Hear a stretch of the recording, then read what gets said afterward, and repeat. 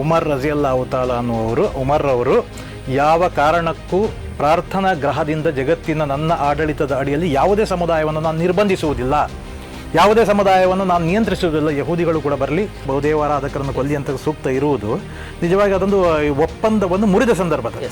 ಕ್ರಿಸ್ತಶಕ 70ನೇ ಇಸ್ವಿಯಲ್ಲಿ ಟೈಟಸ್ ಅಂತ ಒಬ್ಬ ಜನರಲ್ಲಿ ಯಹೂದಿಗಳನ್ನು ಜೆರೂಸಲೇಮಿಂದ ಕೊಂದು ಹಾಕ್ತಾನೆ. ಪ್ರವಾದಿಯ ಮೇಲೆ ಇರುವ ಆರೋಪಗಳು ನಾನು ಆಗಲೂ ಕೂಡ ಒಂದು ಪಟ್ಟಿ ಮಾಡಿದೆ. ಅವರು ಅನ್ಯ ಧರ್ಮವನ್ನು ದ್ವೇಷಿಸ್ತಾರೆ, ಮತಾಂತರ ಮಾಡ್ತಾರೆ, ಮತ್ತು ವಿಶೇಷವಾಗಿ ಇಲ್ಲಿ ಏನೋ ಹೇಳೋದು ಅಂತ ಹೇಳಿದರೆ ಹಿಂದೂಗಳನ್ನು ಕೊಲ್ಲಿರಿ ಅಂತ ಅವರು ಬೋಧಿಸಿದ ಸಿದ್ಧಾಂತದಲ್ಲಿದೆ, ಕುರಾನ್ನಲ್ಲಿದೆ.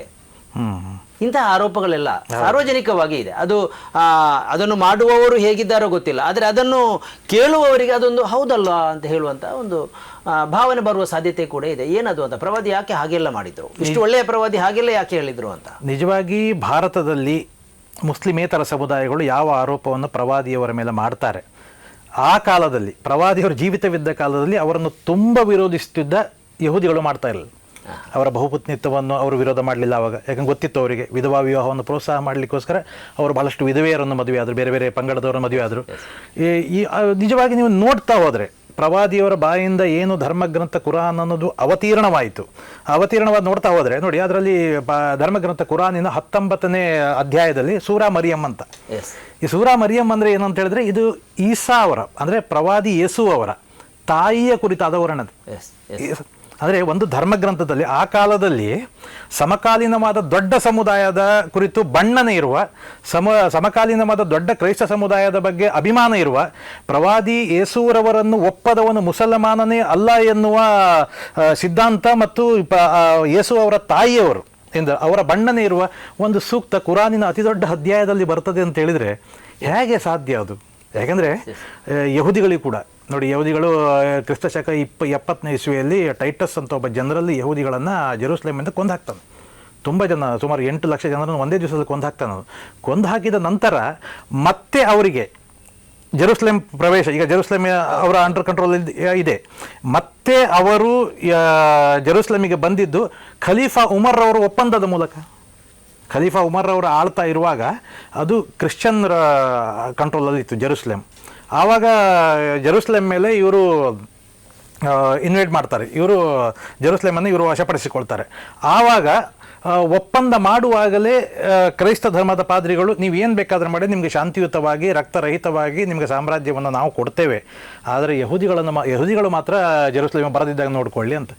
ಆದರೆ ಉಮರ್ ರಜಿಯಲ್ಲಾಹು ತಾಲಾ ಅನ್ನುವರು ಉಮರ್ ಅವರು ಯಾವ ಕಾರಣಕ್ಕೂ ಪ್ರಾರ್ಥನಾ ಗ್ರಹದಿಂದ ಜಗತ್ತಿನ ನನ್ನ ಆಡಳಿತದ ಅಡಿಯಲ್ಲಿ ಯಾವುದೇ ಸಮುದಾಯವನ್ನು ನಾನು ನಿರ್ಬಂಧಿಸುವುದಿಲ್ಲ, ಯಾವುದೇ ಸಮುದಾಯವನ್ನು ನಾನು ನಿಯಂತ್ರಿಸುವುದಿಲ್ಲ, ಯಹೂದಿಗಳು ಕೂಡ ಬರಲಿ, ಪ್ರಾರ್ಥನೆ ಮಾಡಲಿ ಅಂತ ಅಲ್ಲಿಂದ ಆರಂಭ ಆಗ್ತದೆ. 635ನೇ ಇಸ್ವಿಯಲ್ಲೇನೋ ಆರಂಭವಾದ ಯಹೂದಿಗಳ ಆ ಜೆರೂಸಲೇಮ್ ಯಾತ್ರೆ ಇವತ್ತಿನವರೆಗೂ ಮುಂದುವರ್ಕೊಂಡಿದೆ. 500 ವರ್ಷಗಳ ಕಾಲ ಬೇರೆಯವರು ಮಾಡಿದ್ದು. ಈಗ ನೀವು ಚರಿತ್ರೆಯ ಪುಟಗಳನ್ನು ತೆಗೆದುಕೊಳ್ತಾ ಹೋದರೆ ಅಲ್ಲಿ ಬರೀ ಸೌಹಾರ್ದವೇ ಸಿಗ್ತದೆ. ನೀವು ಎಷ್ಟೋ ವಿಚಾರಗಳನ್ನು ನೀವು ಪಟ್ಟಿ ಮಾಡ್ಬೋದು. ಆದರೆ ಕೆಲವೊಂದು ಸರಿ ಏನಾಗ್ತದೆ ಅಂದರೆ ಈ ರಾಜಕೀಯ ಕಾರಣದ ಯುದ್ಧಗಳು, ಇದರಿಂದಾಗಿ ಮುಸಲ್ಮಾನರ ಮೇಲೆ ಸಾಮಾನ್ಯವಾಗಿ ಏನಾಗ್ತದೆ ಅಂತ ಹೇಳಿದ್ರೆ ಅವರು ಬಹುದೇವಾರಾಧಕರನ್ನು ಕೊಲ್ಲಿ ಆ ಸೂಕ್ತ ಇರುವುದು, ಬಹುದೇವಾರಾಧಕರನ್ನು ಕೊಲ್ಲಿ ಅಂತ ಸೂಕ್ತ ಇರುವುದು ನಿಜವಾಗಿ ಅದೊಂದು ಒಪ್ಪಂದವನ್ನು ಮುರಿದ ಸಂದರ್ಭದಲ್ಲಿ. ಅದು ಕೂಡ ನಿರ್ದಿಷ್ಟವಾದ ಒಂದು 12 ಜನ ಸದಸ್ಯರ ಮೇಲೆ, ಅವರು ಯಾವುದೇ ದೇಶ ಅಥವಾ ಯಾವುದೇ ಪಂಗಡ ಅಥವಾ ಅವರು ಯಾವುದೇ ಒಂದು ಪರ್ಟಿಕ್ಯುಲರ್ ಆದ ವ್ಯವಸ್ಥೆಯಿಂದ ಗುರುತಿಸಿಕೊಂಡವರಲ್ಲ. ಅವರನ್ನು ಸೂಚಿಸಬಹುದಾದ, ಅವರನ್ನು ಕರೆಯಬಹುದಾದ ಒಂದೇ ಶಬ್ದ ಅಂದರೆ ಬಹುದೇವಾರಾಧಕರು. ಹಾಗಾಗಿ ಆ ಸೂಕ್ತ ಬಂದಿದೆ. ಬಿಟ್ಟು ಅದು ಎಲ್ಲ ಬಹುದೇವಾರಾಧಕರನ್ನು ಕೊಲ್ಲಬೇಕು. ಇವತ್ತು ಜಗತ್ತಿನ 58 ರಾಷ್ಟ್ರಗಳಿವೆ. 58 ರಾಷ್ಟ್ರಗಳಲ್ಲಿ ಒಂದು 2-3 ರಾಷ್ಟ್ರಗಳಲ್ಲಿ ಸ್ವಲ್ಪ ಸಮಸ್ಯೆ ಇರಬಹುದು, ಏನೋ ರಾಜಕೀಯ ಯುದ್ಧಗಳು. ಎಲ್ಲ ಬೇರೆ ಬೇರೆ ಧರ್ಮದವರು ಚೆನ್ನಾಗಿ ಬಾಳ್ತಾರೆ. ಇವಾಗ ಸೌದಿ ಅರೇಬಿಯಾದಲ್ಲಿಯೂ ಕೂಡ ಕಟ್ಟುನಿಟ್ಟಿನ ಶರಿಯಾ ಕಾನೂನು ಇದ್ದರೂ ಕೂಡ ಎಲ್ಲ ಧರ್ಮದವರು ಕೂಡ ತುಂಬ ಚೆನ್ನಾಗಿ ಸೌಹಾರ್ದದಿಂದ ಬಾಳ್ತಾರೆ. ಎಲ್ಲಿಯೂ ಕೂಡ ಕಂಪ್ಲೇಂಟ್ ಬರೋದಿಲ್ಲ. ಒಬ್ಬ ಸೌದಿ ಅರೇಬಿಯಾ ಹೋದವನು, ದುಬೈಗೆ ಹೋದವನು, ಬೇರೆ ಗಲ್ಫ್ ಕಂಟ್ರಿಗೆ ಹೋದವನು ಯಾವತ್ತಾದರೂ ಬಂದು ಅಲ್ಲಿ ನಮಗೆ ಏನಾದರೂ ಅಲ್ಲಾಹು ಅಕ್ಬರ್ ಅಂತ ಹೇಳಿ ಏನಾದರೂ ಫೋರ್ಸ್ ಮಾಡಿದ ಕಂಪ್ಲೇಂಟ್ ನಾವಂತೂ ಕೇಳಲಿಲ್ಲ ಇಲ್ಲಿಯವರೆಗೆ. ಅಂದರೆ ಇದೆಲ್ಲ ಸ್ವಲ್ಪ ಮಟ್ಟಿಗೆ ಇಲ್ಲಿ ಒಂಥರ ನರೇಷನ್ಸನ್ನು ಕ್ರಿಯೇಟ್ ಮಾಡೋದು ಇದು ಎಂದಿನಿಂದ ಇದೆ ಇದು.